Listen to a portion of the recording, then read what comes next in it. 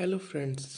मेरा नाम देवांश है और आज मैं आपको एक कहानी सुनाने जा रहा हूँ। ये कहानी शुरू होती है रमन के साथ। रमन एक मिडिल क्लास फैमिली से बिलोंग करता था। रमन एक नवोदय विद्यालय के स्कूल में पढ़ता था।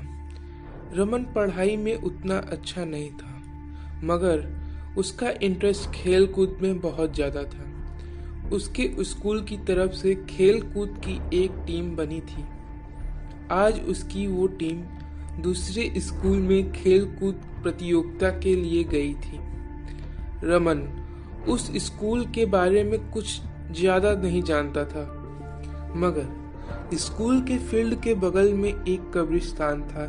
ये बात उसे तब पता चली जब वो फील्ड में खेल रहा था। खेलने के बाद जब वह रेस्ट कर रहा था, तभी कुछ देर बाद शाम होने लगी और सब जाने लगे। तभी एक दूसरे स्कूल का बच्चा आता है और बोलता है कि यहाँ क्या कर रहे हो, चलो यहाँ से, शाम हो गई है। शाम के बाद यहाँ पे कोई नहीं आता। तब रमन पूछता है, आखिर ऐसा क्यों? तब वो लड़का बताता है, यहाँ रात में आत्माएं घूमती हैं। यह सुन के रमन को अपने ऊपर विश्वास नहीं होता। फिर रमन अपना स्पोर्ट्स किट लेके अपने कैंप की ओर जाने लगता है और अपने मन ही मन सोचने लगता है कि क्या आत्माएं होती हैं, क्या हम इन्हें देख सकते हैं।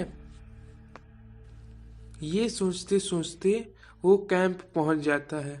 फिर वो ये बात अपने दोस्त रवि और सुनील को बताता है।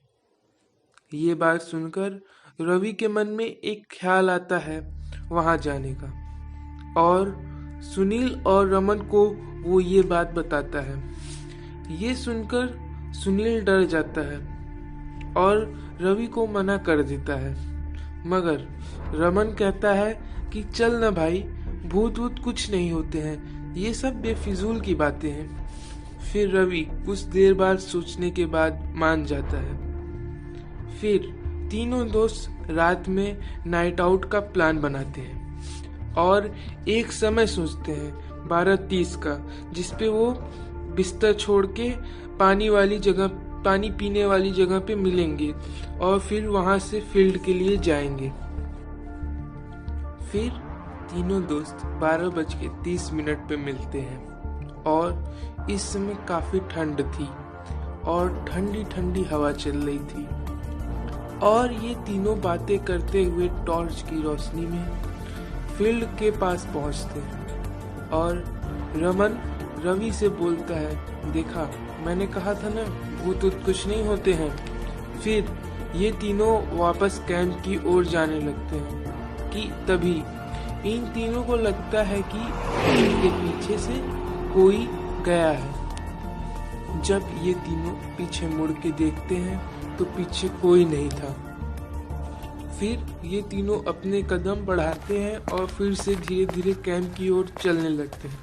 फिर कुछ समय बाद इनको लगता है कि इनके पीछे से अभी अभी फिर से कोई गुजरा है, और लेकिन वो लोग इस बार नजरअंदाज करके फिर से चलने लगते हैं।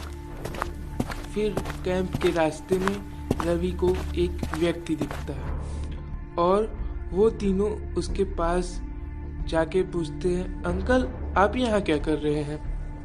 तब वो व्यक्ति बोलता है, मुझे राहुल के पास जाना है। फिर रमन सोचता है, राहुल कौन है? और जवाब देता है, अंकल हम किसी राहुल को नहीं जानते हैं। फिर वो अंकल अचानक से हवा में गायब हो जाता है।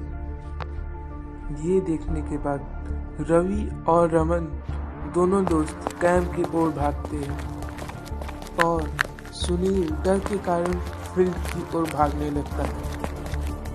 फिर कुछ देर बाद जब रवि और रमन कैंप में पहुंच जाते हैं तो वो ये देखते हैं कि उनके साथ सुनील नहीं आया है।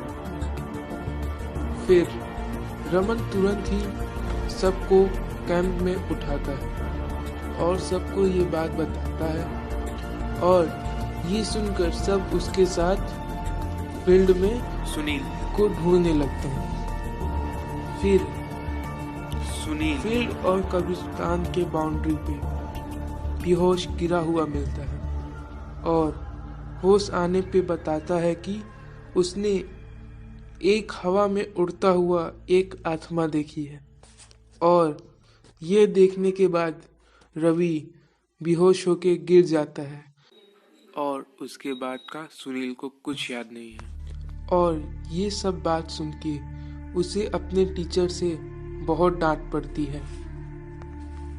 फिर कैंप खत्म होने के बाद सुनील को 2 रातों तक नींद नहीं आती। Hello friends, thanks for watching. और ऐसी स्टोरीज देखने के लिए सब्सक्राइब करिए मिस्टर स्कैरी स्टोरी को और बेल आइकन को क्लिक कीजिए ताकि आप आगे आने वाली वीडियोस की नोटिफिकेशन पा सके।